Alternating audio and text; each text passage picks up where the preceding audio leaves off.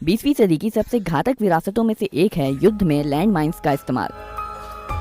इन जमीन में दफन लैंड माइन्स को किसी योद्धा से लेकर वाहनों और टैंकों को नष्ट या निष्क्रिय करने के लिए डिजाइन किया जाता है। लैंड माइन एक ऐसा विस्फोटक है जिसे सतह के नीचे छुपा दिया जाता है और जब कोई व्यक्ति या वाहन इसके ऊपर दबाव डालता है या इसके नजदीक से गुजरता है तो इसमें विस्फोट हो जाता है।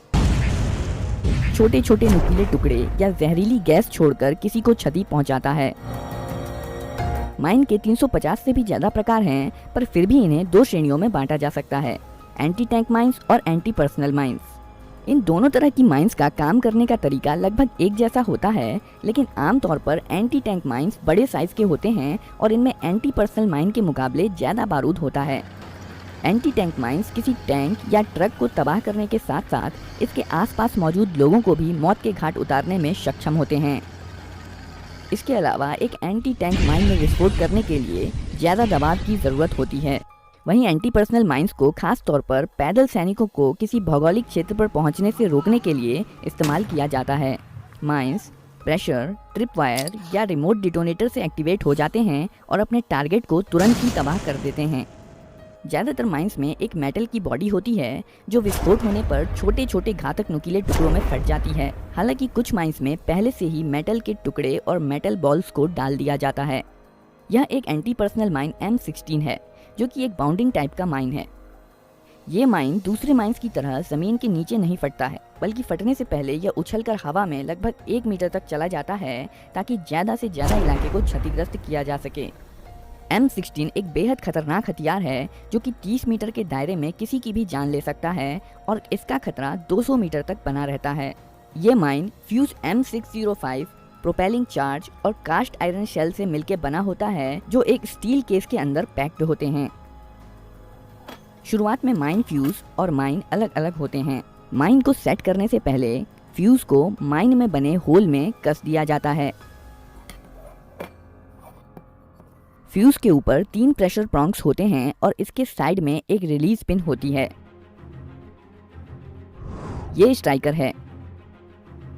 स्ट्राइकर स्प्रिंग के दबाव में होता है और इसे रिलीज पिन की मदद से प्राइमर पर स्ट्राइक करने से रोका जाता है। रिलीज पिन स्प्रिंग के दबाव में स्ट्राइकर में बने खांचे में लगी रहती है और स्ट्राइकर को लॉक्ड पोजीशन में रखती है। फ्यूज तब काम करता है जब इन प्रॉन्ग्स पर पर्याप्त दबाव डाला जाता है या रिलीज पिन को बाहर की ओर खींचा जाता है। माइन को जमीन में खोदे गए गड्ढे में छुपा दिया जाता है। लैंड माइन को एक्टिवेट करने के लिए लॉकिंग सेफ्टी पिन और फिर पॉजिटिव सेफ्टी पिन को निकाल दिया जाता है। जब कोई तीनों में से किसी भी प्रॉन्ग पर कदम रखता है तो ट्रिगर, जो कि प्रेशर स्प्रिंग के दबाव में होता है, नीचे की ओर जाने लगता है। ट्रिगर का एक छोर, जो कि वेज शेप का होता है, रिलीज पिन को बाहर की ओर धकेल देता है, जिसके कारण स्ट्राइकर अनलॉक हो जाता है और इसलिए स्ट्राइकर स्प्रिंग के दबाव के कारण प्राइमर से जा टकराता है। प्राइमर में इम्पैक्ट सेंसिटिव विस्फोटक होता है जो झटका लगने पर जल जाता है और फ्यूज डिले चार्ज में इग्निशन शुरू कर देता है। फ्यूज डिले चार्ज 2 से 3 सेकंड तक जलता है, जिससे दुश्मन को आगे बढ़ने और माइन से अपना पैर हटाने के लिए पर्याप्त समय मिल जाता है।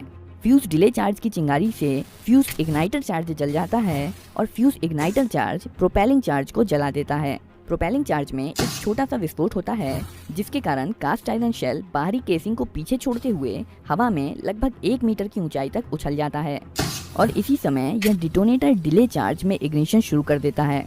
जब कास्ट आयरन शेल लगभग 1 मीटर की ऊंचाई पर होता है, दोनों डिटोनेटर्स में एक छोटा धमाका होता है, जिसके कारण मेन चार्ज में आग लग जाती है। मेन चार्ज में आग लगने से बहुत सारी गर्म गैसें पैदा होती हैं, जिससे अचानक से प्रेशर बहुत बढ़ जाता है।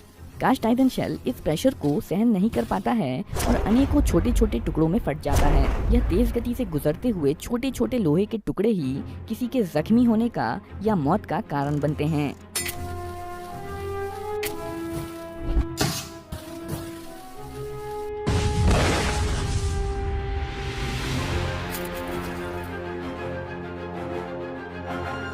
फ्यूज को ट्रिप वायर के द्वारा भी शुरू किया जा सकता है। ट्रिप वायर को फ्यूज के रिलीज पिन रिंग से जोड़ दिया जाता है।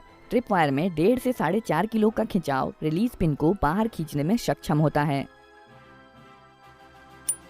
रिलीज पिन खींचने से स्ट्राइकर अनलॉक हो जाता है और प्राइमर पर चोट करके फायरिंग मैकेनिज्म को शुरू कर देता है।